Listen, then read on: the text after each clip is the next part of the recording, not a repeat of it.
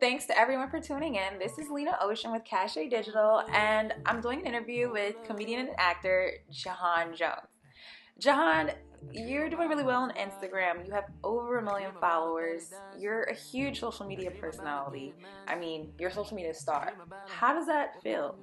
It's a good life. It's a good situation. It feels good to be getting rewarded for your hard work, whether it's financially, recognition. It just feels good. I think everyone knows you do these hella funny comedy videos on IG, but many people don't even know you're like a legit actor. And well before all this all came about, you were already immersed in that world. So tell us a little bit more about your acting background. Yes, man. I've been in the acting game for almost 10 years. Started as a young man, grown man now. You may have seen me yeah, on The Wire. Some couple TV plays. This movie spoof called Hunger Games. It's called Starving Games, the real movie. Yeah, I was like, oh my gosh, he's on Hunger Games. And now I'm on a TV show right now called Rebel, executive produced by John Singleton, and some good actors in there. And also you can see me on the TV show coming up. World Star has their own TV show coming up on MTV2.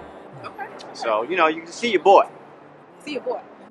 Okay, so before we start asking all the serious questions about branding and your career, let's get a little personal for a quick moment. So here's the thing. I like to stalk you on IG, just occasionally. And I noticed some chicks are putting eggplant emojis in the comments, just all kind of wild stuff. I mean, I've seen some crazy stuff.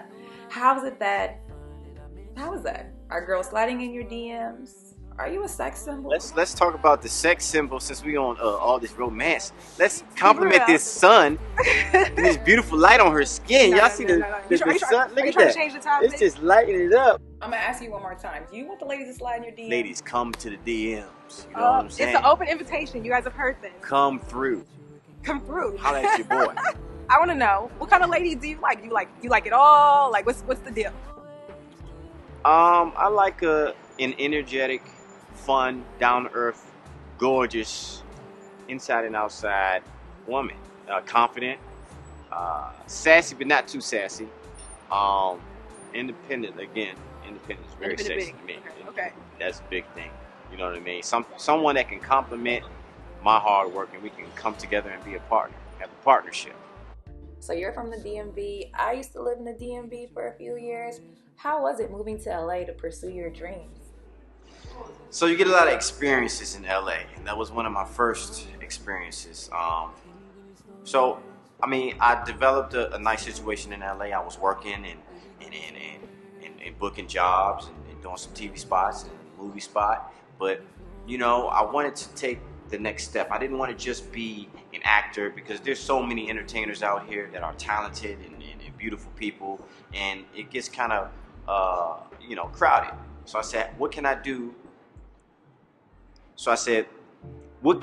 to stand out, to become more of a force with the talent that I was given? And at the time, the Canons had just came out, which were great quality cameras, and YouTube was popping, and it was an avenue to actually showcase what you can do. And I always looked at the greats like, Spike Lee and Robert Townsend and John Singleton, cats that really, Tyler Perry too, like that took the time to really say, I'm not going to wait on anybody. I'm going to get my brand going. And if you think about it, the most successful people in the industry that are not just, working actors or singers, they are people that actually took their brand into their own hands. So I said it was time. So at the time, I had just created some characters because a girl wanted me to be on a web show, and she said, create some characters. Didn't happen. So I'm in a situation where I had all these characters. I said, you know what? I'm going to do something with these characters, and I'm going to actually create my own show. So I'm going to turn the floor over to you and let you walk us through your first major moment and the steps that followed that pushed you to where you are currently. So I said, I'm going to create this sketch show, and then I did. I shot my first 2 episodes when I went back home to visit. Then I came back out. I finished the next 6 and called it the Juhahn Jones Is Show.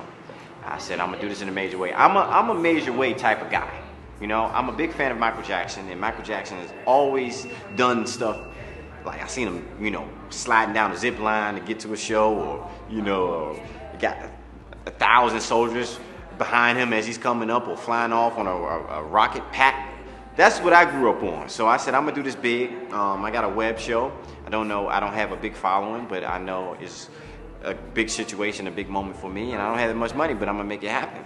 So I had a premiere for it, and I said, I want to bring Hollywood to Hollywood.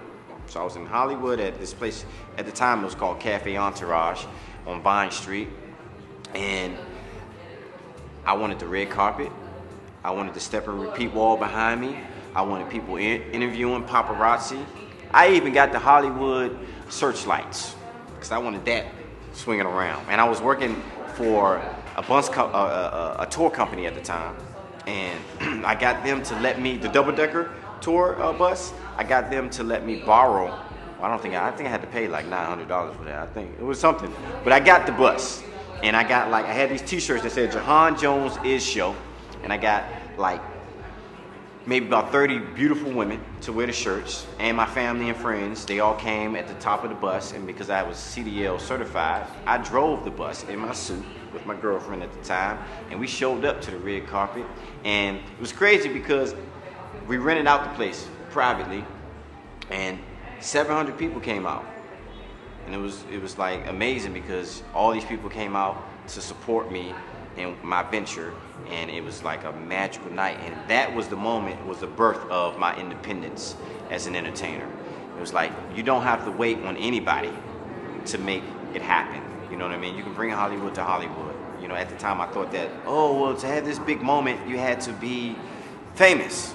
No, you know? So that developed, and some time passed, and some more stuff, and I started, that show really was the beginning, because it got me introduced to a young lady who was working with Russell Simmons, and they were interested with my show, but she happened to start to work with Marlon Wayans, and the company was called What the Funny, and they were interested in my comedy sketch show. So I started working that over there, but I saw they had this thing, this little phone app they called, just a little app called Vine.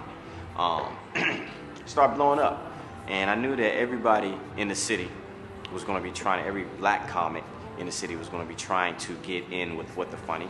But I also knew that Marlon Wayans has like 30 siblings that he has to take care of as well. So I said, what can I do to stand out? You know what I mean? They're interested in me. What can I do to not get overshadowed? So what did you do to stand out from the crowd? So they had a Vine account. I only had 1,000 followers on it, and I said, I knew what was going on. I had peers that were making millions and millions of followers. I said, well, how about this? How about I put together a team and bring your Vine account up, and we'll do my show too, but let me be an asset to the company. We brought them from 1,000 followers to 100,000 followers in about a few months. You know, now that company didn't go further. It's not Marlon Wayans' fault or anything. It's just, it happens. I learned a lesson at that time. I neglected my brand. I built up What the Funny's brand and only had like 20,000 followers for myself, you know. And then I already knew what was going to happen with Vine, where it is today. Vine ended. It was in and it was out. So I said, do I really want to invest my time into an app that I know that's essentially going to end? So I said, I'm going to do it on Instagram. We all know that the man of Facebook is like the Godfather, and he's going to be around. And Instagram is a sister company to Facebook. So that's going to be safe. So I said, I'm just going to start creating Instagram videos. I'm going to build my following up, do everything I did and learned on Vine. And I had more time too. I didn't have to deal with 6 seconds. I had 15 seconds. Bless the Lord, I have a minute now. And even that's not enough time still. But I did that. I dedicated myself. I said, I'm going to humble myself, swallow that humbling pill, and basically post a video every day. Focus on, I'm not going to give up on acting. I'm not going to do that, but I am going to focus on building this. And even though in the beginning, when you start and you post a video and it's the same talent that you have, the same heat that you're putting out now that has millions of views, when you first start, you're gonna get 13 likes. It's the game. That's some of the stuff you gotta deal with. But I dedicated myself. I said, in a year, I want to have a million. Now I shot for that million. I didn't get that million, but I got close to it. You always got to shoot high, because if you don't shoot high, you know, you might not get it at all. You get lazy. But I got it. I got my millions, a million plus, and my videos, and you know, the sky's the limit now.